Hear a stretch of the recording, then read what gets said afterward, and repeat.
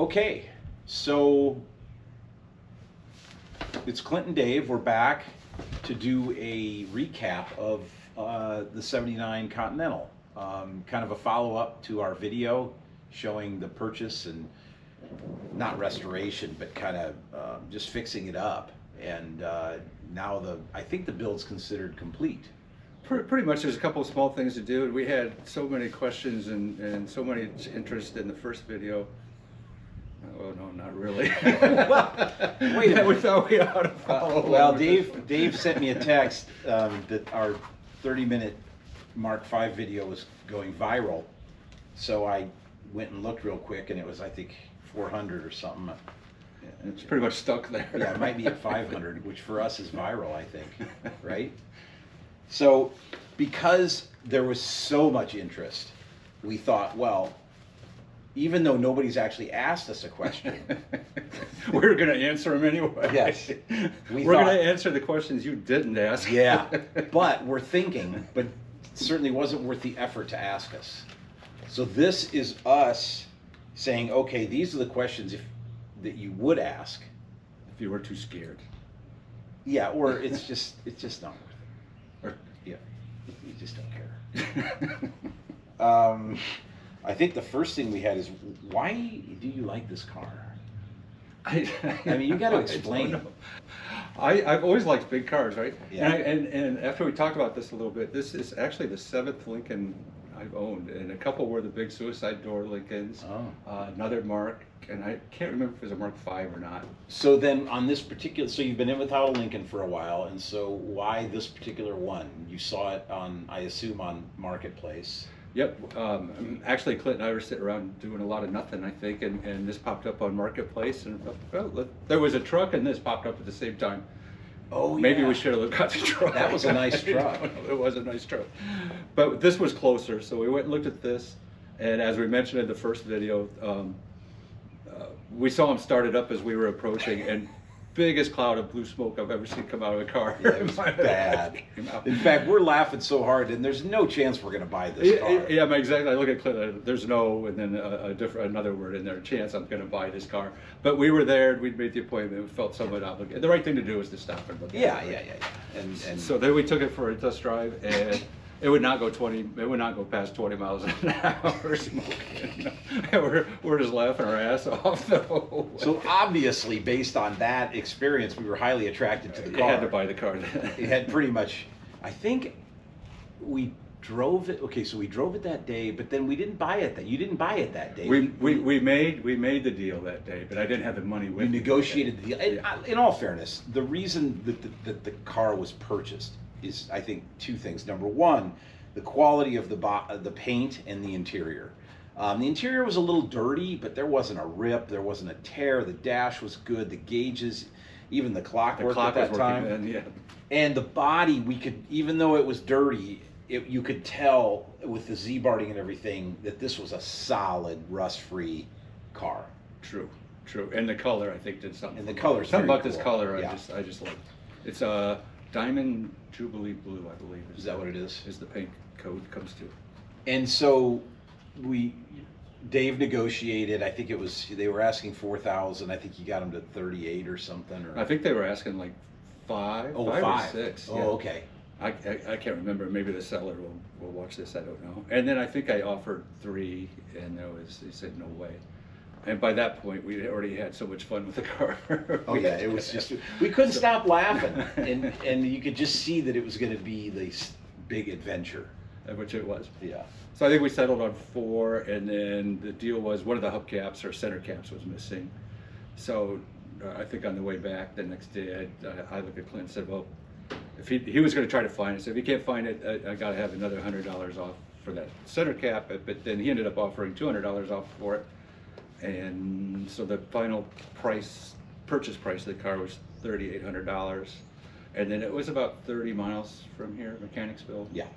So it cost another $2,000 in gas, I think, to get it back. It wasn't running on all 8 cylinders. At the end of the first video, we did put what you have in the car. And I think it was 6,000. Yeah, it's right at 6,000, or just a shade. And I think that I have written down here that really, in terms of what's next for the car, There are a few little things, maybe an oil leak. Is there an oil leak? The transmission seal, I think, probably it's just irritating that it leaks. So Yeah. I'll probably replace that. The filler tube Yeah. on the gas tank Yeah. leaks, and I think they put it. The previous owner put a new gas tank in it. I don't think they pulled the filler tube, and so either they didn't replace the gasket or Yeah. they put a new one in and tried to push the tank up over the filler tube instead of the filler tube into the tank, and I think maybe it became distorted. So it's not Not a big deal. No. And then I think the other thing, which I'm pushing Dave to get working, is the air conditioning. The compressor is there. It's not hooked up, so we don't know, but everything's there. It's just a matter of figuring out what's wrong and charging it, finding the leaks, fixing them, and getting it working. Yeah, there's no belt on it, and it was electrically disconnected. And Right. I assume there's a reason for that. So, but I think those compressors are a dime a dozen, and this kind of car should have working air conditioning. Does the cruise control work on the car? The cruise control does work. Yeah. Everything else except the clock, which died 2 days after I got the car, I believe works. We were talking before the video that this car cost, how much? Yeah, in 1979, if you were to buy this car, the base price I came up was $13,065 in 1979. That is a lot. Which comparatively, let me see if I can find this real quick. A gallon of gas in 1979 was 86 cents. Yeah. The average home cost $58,100. So today, if you have a $300,000 house, then that would be equivalent to a $75,000 car, which this would have been a luxury car. So 75,000. So that's probably, so it's not that far off. Yeah, no, not at all. And when you think about it, if you figured by square foot, your house compared to the car, you're probably in pretty good shape with the car. A good buy. Well, I remember when we got the car, when Dave got the car, the idea was we get it running, and we kind of skipped over this story a little bit, but it didn't look good for the engine. You know, initially we did a couple of things after we tuned it up, and then we found the push rods, and we thought we probably had a flattened cam and all these things. And so I think within 48 hours or less of buying the car, Dave had this car back up for sale on Marketplace. I did. I put it on Marketplace for $5,000, I think, or Yeah. something. I just tried to basically get my money in a little bit. I think I'd have to negotiate down if I could get It was a that. contingency. Yeah. And you did get offers, including one from Dubai. Yeah, so then I got what I think was a pretty serious offer. I guess at Marketplace, you never know for sure. But then I started to, before anybody even came to look at the car, I started to have seller's remorse right away. I was like, well, am I going to find another car Yeah, this yeah. nice for $3,800, whatever? So Clint and I talked about it. I said, well, I'll drain the oil, and if you put a magnet to the oil and it comes back Right. full, then the car goes away. But drain the oil and it looked real clean, so we pulled the intake manifold from there, and just 2 lifters and 4 push rods. But it really, putting in the lifters and push rods really didn't solve the problem. It really wasn't until the carburetor was rebuilt Yeah, that was the big thing. that all of a sudden, okay, this thing runs pretty good. And the other thing you were looking at was possibly finding another 400M. I think you talked to somebody that had a 400M and maybe swapping it out, but that ended up, but you had the fallback of Dubai. Yeah. And there were apparently 400Ms in Broncos, I want to say. Oh, okay. Were quite common. Yeah. So they were going to take it out of a Bronco, put it in this car. So Dave, in terms of any other modifications that you've made since the video, I noticed that there's one thing that you did that's interesting. Yeah. What I discovered online is that these power seats are hot all the time, and it appears to be quite a few cars being parted out because the interior's caught on fire from those switches. Apparently get corroded or something, and add resistance and spontaneously combust. so I went on eBay. Actually, I got a little device that works off my key fob like you would for your car, and it just disconnects the battery when I walk away. And if I remember right, it was less than $2,500 or $25, and it works really slick. So I just hit the button, it disconnects the battery from everything. Of course, the one time you forget to do it, the car's gonna burn down. Yeah, probably. I worry about that all the time now. That's cool though. I didn't even know those existed. My Thunderbird doesn't have electric seats, so I guess I don't need to put it on, but some other car maybe, or somebody else that has something that they'd like to be able to do that with. Did we show the engine bay ever after we got it? After you and I put it all back together? I mean, it turned out pretty, it looks pretty clean for a 1979 car. It really did come out nice, and Dave painted the valve covers and the intake, and again, you know, the AC's, you know, the next thing, but like I said, everything's there. But yeah, it looks really nice. The whole car does. The inside, the outside, we kind of went through that, but it's really clean car for $6,000. Hard to beat. Okay.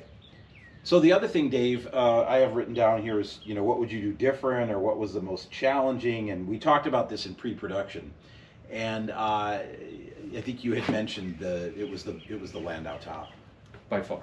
Yeah. By far. The initial installation didn't go quite as planned, so had to spend quite a bit of time, and probably, I bet, 40 hours into trying to rework it. Oh my gosh. And experimenting with different solutions. It was a lot of crevices in there to start with.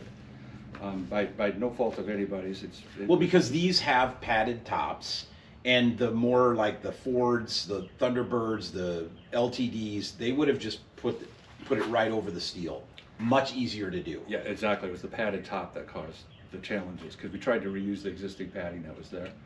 And it deteriorated. Yeah, and I think what happened, it glued down, then had to reposition it as it was, the vinyl top is being pulled up to reposition it, pulled it with it, and it just created a mess. So. But then you found something that you could augment the original padding that had degraded. You had to get creative and find something that you could use to augment it. Yeah, I experimented with quite a few different things, and what I ended up with was my son's Halloween costume from about 15 years ago, which he was mustard, and I think ketchup's around somewhere, but I couldn't find ketchup. So I just cut that out and lifted, placed, glued it down, placed it, and glued back down, and I think in the long run, I think it's going to work out really well. Well, I mean, it's in the original video how much better it came out underneath, and that's without the sun still hasn't really hit it, right? Yeah, what I've read, the sun will shrink that, I think, 1/8 to 1/4 of an inch, and that will pull things down even tighter, I'm hoping. Yeah, because I think that stuff is the perfect solution, and so I guess don't throw your Halloween costumes away in case you have to repair a Landau. And if anybody knows me, and Clint gives me a hard time about this, is I throw very little away. Ever. Oh, I still have the old distributor cap we took off of this. Do you? I do. Well, you never know. You never know. Oh, there's the old intake manifold gasket, the metal one. Oh, you kept that? You kept the old intake? I just haven't got it thrown away. Okay, so I'll do a fun fact, and then we'll go into. Oh, Dave, go through some of the documentation you have on this car. It's amazing. There's some cool things I found in here. I have the original owner card. I don't know if you'll be able to see it or not, but warranty identification card. So that's kind of neat, you know, with the variant thing. Build sheet I found underneath the back seat, and I just discovered it today. Actually, I probably could have used them earlier. There's some, you know, the original wiring diagrams and so forth are still in there that were put in there at the factory. So that's pretty cool. Original owner's manual. I'm looking for, Clint and I just saw something I'd never seen before. Yeah. A consumer information sheet. From Ford. From Ford, with this car's VIN on it. And it tells you how long, how many feet it takes to pass at low speed, high speed, braking distances. Just a lot of cool stuff. That's amazing. I had never seen this piece of paper. You got warranty card and you got build sheet. I've got original registrations from the state of Iowa. The car never left Iowa, never left 30 miles from here. Yeah, that's unbelievable. It is all pretty cool. You'd think living in Iowa, the thing would be not so solid. Okay, so now. Wait, is that a knock on Iowa and the salt, not on this car. Okay, no. So here's a fun fact. Let's talk about some of the specs of this car. Length is 230.3 inches. Width is 79.7, and height is 53, and weight is 4,600 pounds. Okay? And now I know what you guys are wondering, and gals, how does that compare to a 2026 F-150? I was wondering that exact same. Crew cab F-150. Oh, the crew cab, okay. So where the Lincoln is 230.3 in length, an F-150 is 232. Same length. So it's really, yeah, basically the same. Width. Again, Lincoln 79.7, F-150 79.9. And then height, of course, 53.1 versus 77.5 on an F-150. I remember one of the comments we got on our viral video, 400 views, was, is it too big to drive around town? Well, not if an F-150 is. Good point. So, Did it say what a 150 weighs? you know, I didn't get the weight on the F-150. It's going to be more than 4,600 pounds. I don't know how much more, but it would be more. And then you had something, I think, on the gas mileage and some other stats on it. Yeah, so the gas mileage for, where's it, I have it here somewhere. In town, 7.8 to 9.4 miles per gallon. So today it'd be, what, $4.50 to Yeah. drive across town. 8 to 9. Highway, 12.4, 14.9, 11.9 combined. A driving range of 195 miles. Wow. Wow. To 420 miles. Wow, with probably a 22 gallon, 21 gallon, something Yeah, like that. yeah. You know, I'm not even sure what it is because I can't fill it up. It's a replacement tank, so I think it's probably 20 gallon, a little smaller. I think it was 22 originally. Yeah. And then, okay, and then what about some of the? Oh, so this car, it's a 400M C6 9-inch rear end with 275 traction lock. So it has the most desirable. I think it was that you get 240 something or 275, and you could get open or traction lock. So this one has the aggressive 275 with traction lock. Yeah, it's a neck snapper. It's a high performance vehicle. More on that in a second. Okay, so the other thing that we had was just to talk about the motor. Again, it's a 400M, and the horsepower, and what's the horsepower and torque and all that? 159 horsepower at 3,400 RPMs. The torque 315 at 1,800. Yep. Bore 4-inch, stroke 4-inch compression 8-to-1. And the other thing was on the actual performance of the car, like 0 to 60 in quarter mile. What's that look like? Well, the 0 to 60 is neck snapping 14.6 seconds. 14.6. Don't exaggerate. Right. A quarter mile is 20.7 seconds. Okay, I don't know that you can get any higher than that, and that's what but you have the 275 traction lock, and that could be for the 243 or whatever. I don't know. Just 20.4 seconds. Okay, I don't know. It makes you wonder why they even put seatbelts in these cars.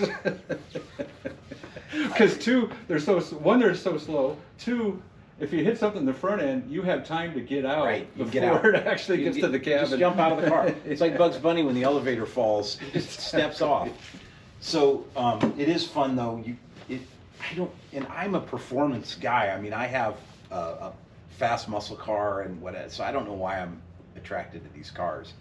But it is kind of funny that you're going 50 and you punch it and it kicks down into second gear, and the motor's turning hard, and there's just very little change in velocity.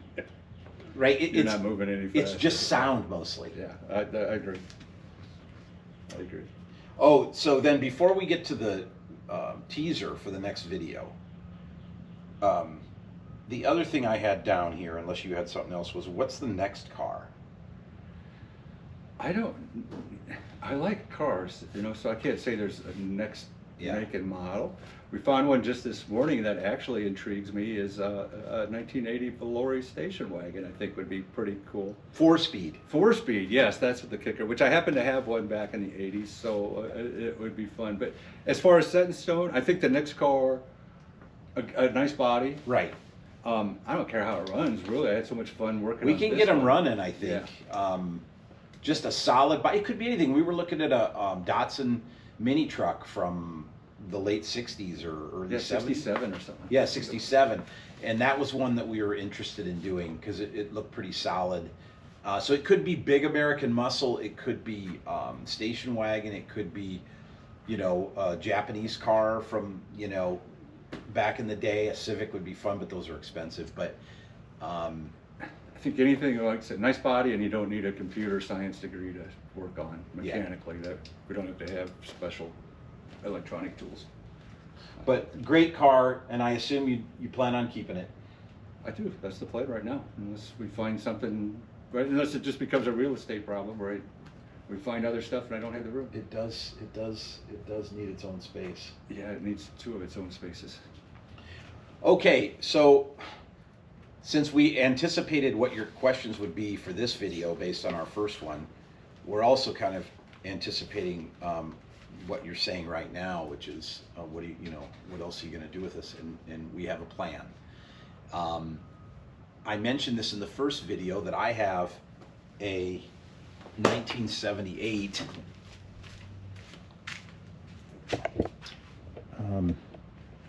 Thunderbird.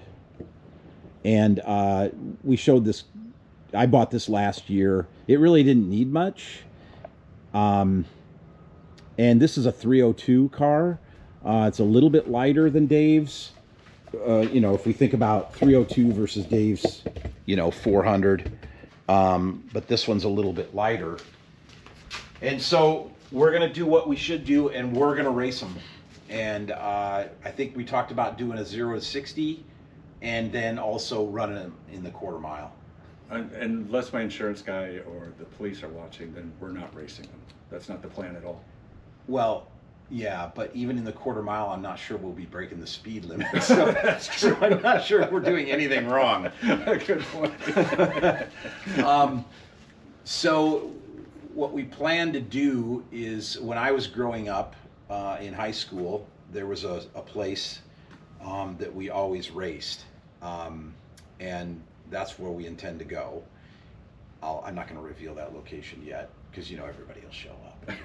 It'll be a circus. Yeah, no time or location. So we're gonna, and I don't think, you know, I could be wrong. I haven't searched everywhere, but I don't know that anybody's ever tried to drag race late 70s Continental versus Thunderbird, Ford versus Lincoln kind of thing. Clint, I can almost assure you that has never happened at Lincoln. So, I mean, there's Not in this era of cars anyway. There's a lot of things going on here. There's same era, 78, 79, big block versus small block, you know, weight versus, I mean, they're both heavy, but I don't know what mine is. It's a few hundred pounds less, which makes a difference. Both cars run good. Both are automatics. Both have good tires. So that's what we're going to be working on. And I think we'll probably try to have that video up maybe in a month or so. And it should be a lot of fun. And in the meantime, any other ideas, put them in the comments. And, you know, it's hard to go through all of them. I mean, we've had, almost a handful of questions so far. So be patient if we don't respond right away. It'll take time to get through them all. It'll take time to get through sure. all of them. Yeah, we're retired, so we can only do one question a day. Then it's nap time. So until next time in the big drag race, the big Lincoln Ford Showdown, we'll see you. We'll see you next time. Thanks for checking in. Yeah. 2, 3. Ow!